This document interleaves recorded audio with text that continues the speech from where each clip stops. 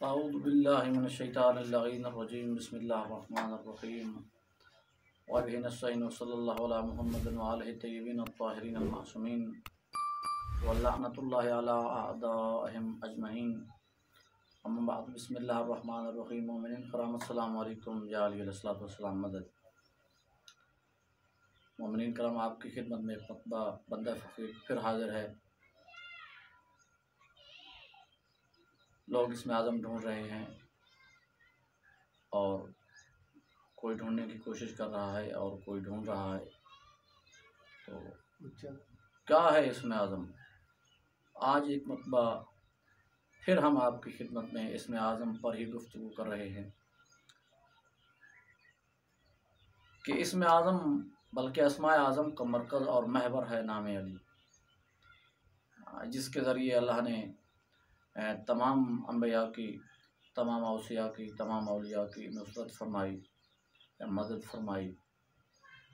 تو اس ہستی کے نام کو علی کہتے ہیں۔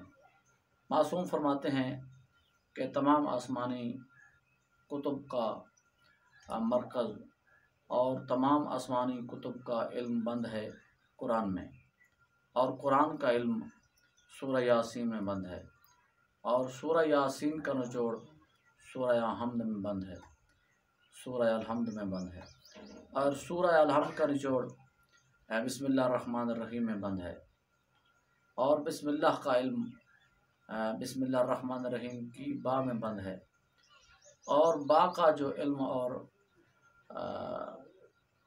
علم ہے، با کا علم با کے نقطے میں بند ہے۔ اور امیر کائنات علی بن ابی طالب علیہ السلام فرماتے ہیں انا نقطۃ تحت البا، کہ وہ با کا جو نقطہ ہے وہ میں علی بن ابی طالب ہوں۔ تو مومنین کرام، کہاں سے شروع کیا؟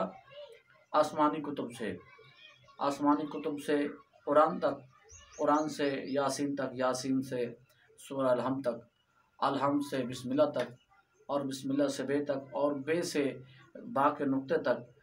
تو یہ اگر نقطے سے شروع کریں تو آسمانی کتب تک کیا ثابت ہو رہا ہے؟ نام علی، علی کی ذات۔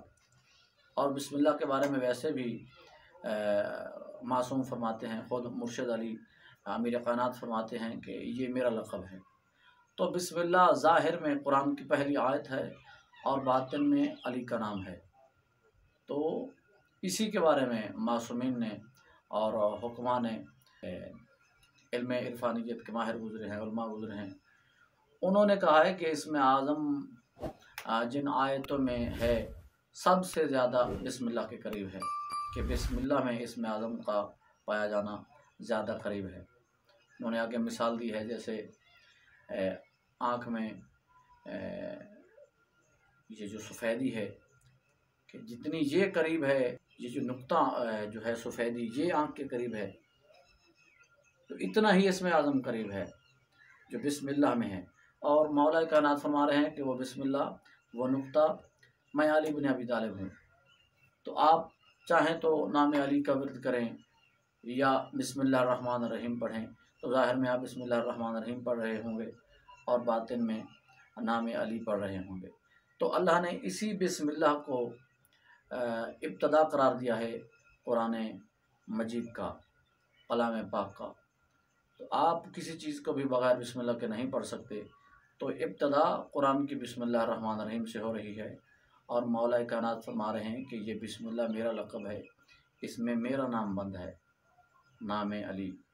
تو اگر کوئی بندہ، کوئی شخص جس نیت سے، جس حاجت کے لیے اس کے اعداد کے مطابق بسم اللہ الرحمن الرحیم کو اس کے اعداد کے مطابق 786 مرتبہ پڑھتا ہے، جس حاجت کے لیے پڑھتا ہے، تو انشاءاللہ اللہ تعالیٰ اس کی ضرور حاجت قبول فرمائے گا۔